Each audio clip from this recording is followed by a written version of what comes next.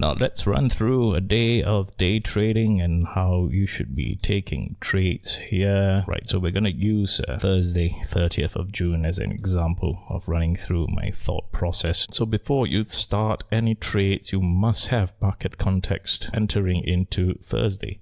So Thursday's market context, we have to take a look at the current chart on Thursday like this. So this was trading action until Wednesday, and we understood the price action right here. We saw that there was a really hard resistance level here at this yellow 381 level. We see that throughout the entire day, the chart had a lot of difficulty to try to breach this level.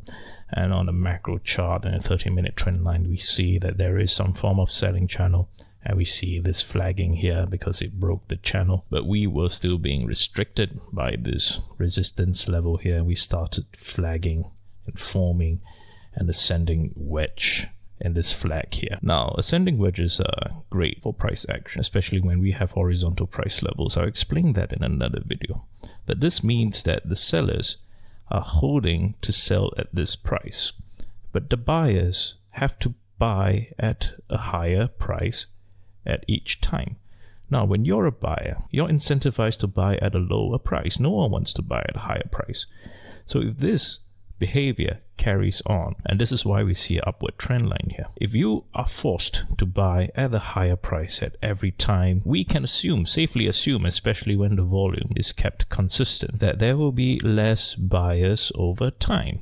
And with this selling channel that's holding, the sellers get to sell at the same price all the time, while the buyers are buying at a higher price. So we can assume, with consistent volume and without manipulation, of course, that there will be equal level of sellers but less and less buyers. So this creates an imbalance, especially when we reach to this apex right here.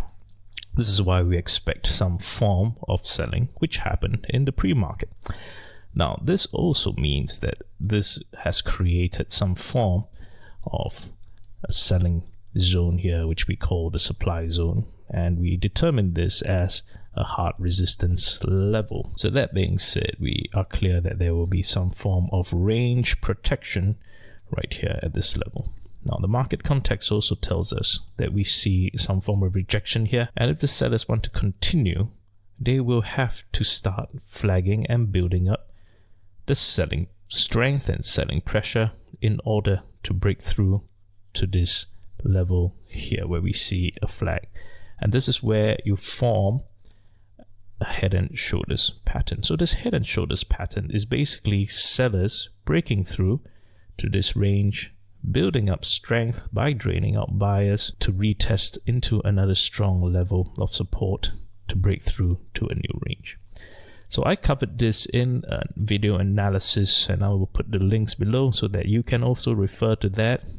And with this market context, we are able to identify the puts and the calls range, especially with such a clear defined range of trading. So with market context in mind, it really is much easier to trade, especially when we open. Now we are trying to discover structure, and what you see earlier in 30-minute trendline chart, as I explained, is a form of structure between buyers and sellers.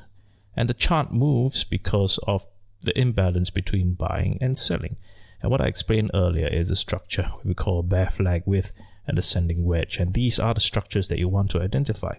Because if you can identify a structure like that, you can set clear stop losses and you know where to take your profits. So there is very clear trade structure here for you to take